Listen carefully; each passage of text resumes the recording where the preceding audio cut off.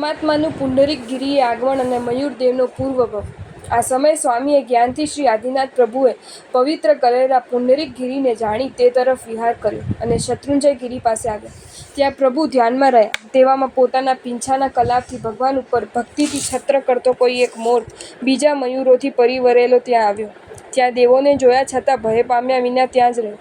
ધ્યાન પૂરું થયા બાદ પ્રભુએ તે મયુરોને બોધ આપ્યો। પછી તે મયુરોની સાથે પ્રભુ શત્રુંજય ગિરિના મુખ્ય શિખરે આવી રાયણ વૃક્ષની નીચે 3 દિવસ રહ્યા।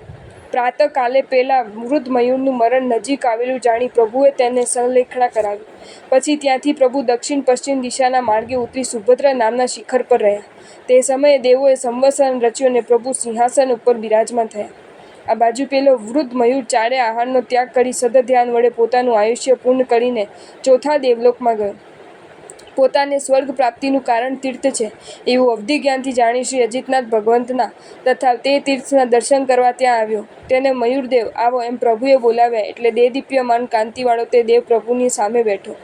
તે વખતે સૌધર્મેન્દ્ર તે મોર દેવ વિશે પૂછતા ભગવંતે તે બધી હકીકત કહી અને કહ્યું કે તે એકાંતવાળી થઈ વ્રત ગ્રહણ કરી કર્મ ખપાવી કેવલ જ્ઞાન પામી અને આ તીર્થે સિદ્ધિ પામશે। આ પ્રમાણે સાંભળી તે દેવે આનંદથી એ રાયણ વૃક્ષ નીચે પોતાની પૂર્વભવની મયુરની મૂર્તિ કરાવી અને તીર્થ પૂજા કરાવી। પછી શ્રી અજિતનાથ ભગવાને દેશના દેવાનો પ્રારંભ કર્યો। સર્વ પ્રાણી ઉપર સંભાવ ભક્તિપૂર્વક સંઘની પૂજા અને શત્રુંજય તીર્થની સેવા અલ્પ પુણ્યથી પ્રાપ્ત થતા નથી। સૂક્ષ્મ કે બાદર સર્વ પ્રાણીઓને પોતાની તુલ્ય માની તે સર્વ ઉપર રાગ દ્વેષ રહિત જે ચિત્ત રાખવું તે સમતા કહેવાય છે। સાધુ સાધ્વી શ્રાવક અને શ્રાવિકા તે ચતુર્વિધ સંઘ ધર્મની જેમ 3 લોકમાં પૂજાય છે। તે સંઘ જેને ઘેર આવે તે ગ્રહ અને તેને પૂજનાર તીર્થરૂપ છે। તથા શત્રુંજય ગિરિ સદા શાશ્વત અને સ્થિર છે। સંસાર સાગરમાં ડૂબતા પ્રાણીઓને જીવિત આપનાર દ્વીપ સમાન છે। આ તીર્થમાં શુભ કર્મ કરવાથી આ ભવ અને પરભવના કર્મો ક્ષય પામે છે। આ તીર્થના સર્વ શિખરોમાં જે મહિમા રહેલો છે તે કરોડો વર્ષે પણ કહી શકાય તેમ નથી। આ પ્રમાણે દેશના સાંભળીને અતિ હર્ષ પામેલા દેવતાઓ અઠ્ઠાઈ ઉત્સવ કરી પોતપોતાના સ્થાનકે ગયા। તે વખતે આખું આકાશ મેઘથી છવાઈ ગયું। ગ્રીષ્મ ઋતુને દૂર કરતી વર્ષા ઋતુ આવી। પૃથ્વી અંકુરિત થઈ અને દેડકા આદિ ઘણા ક્ષુદ્ર જીવોની ઉત્પત્તિ થઈ। આ પ્રમાણે વર્ષાકાળનો સમય આવેલો જાણી શ્રી અજિતનાથ સ્વામી મુનિઓ સાથે તે સુભદ્ર શિખર ઉપર જ ચાતુર્માસ રહ્યા। કેટલાક મુનિઓ નિયમ લઈ ગુફામાં બેસી ગયા। કોઈ સિંહની ગુફામાં ને કોઈ સર્પના રાફડામાં સમીપે રહ્યા।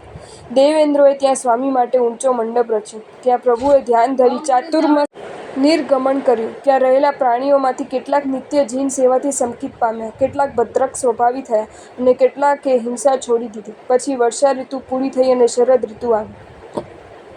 તે સમયે ચોખાના ધોવણના પાણીનું પાત્ર હાથમાં લઈ સુવ્રત નામના આચાર્ય ગ્લાનપણાથી ધીમે ધીમે ચડતા પ્રથમ શિખર પર આવ્યા। ત્યાં વિસામો લેવા કોઈ વૃક્ષની નીચે બેઠા। તેવામાં કોઈ તૃષાતુર કાગડાએ આવી તેમના જલપાત્રને ઢોળી નાખ્યું। શૌચ, તરસ અને સૂર્યના તાપથી તપેલા તે મુનિ જલપાત્રને ઢોળાતું જોઈ કોપથી બોલ્યા, હે કાગપક્ષી, આ પ્રાણરક્ષક જલને તે ક્ષણવારમાં ઢોળી નાખ્યું। તે ક્રૂર કૃત્યથી હવે આ તીર્થમાં મારી સંતતિ રહેશે નહીં અને આ ઠેકાણે મારા તપના પ્રભાવથી સર્વ મુનિજનને સંતોષ આપે તેવું નિર્જીવ અને પ્રાસુપ જળ સદા થશે। આવા મુનિના વચનથી તે જ વખતે શોકથી કોલાહલ કરતા કાગડાઓ ત્યાંથી ચાલ્યા ગયા। ત્યારથી આ સિદ્ધિગિરિ ઉપર કાગ પક્ષીઓ આવતા નથી। દુષ્કાળ, વિઘ્નો વગેરે અનર્થ કરનાર કાગ પક્ષી જો કદી નહીં આવે તો વિઘ્નનો નાશ કરવા શાંતિ કર્મ આચરો। તે સુવ્રતાચાર્યના તપોબળથી સિદ્ધિગિરિના નજીક નૈઋત્ય દિશા તરફે જળ નિરંતર લોકોની તૃષા દૂર કરવા વગેરે અનેક સુખને આપે છે। તે જલના સ્પર્શથી રોગ, શોક, પીડા, વેતાળ અને ગ્રહ સંબંધી પાપજન્ય દુઃખો નાશ પામે છે।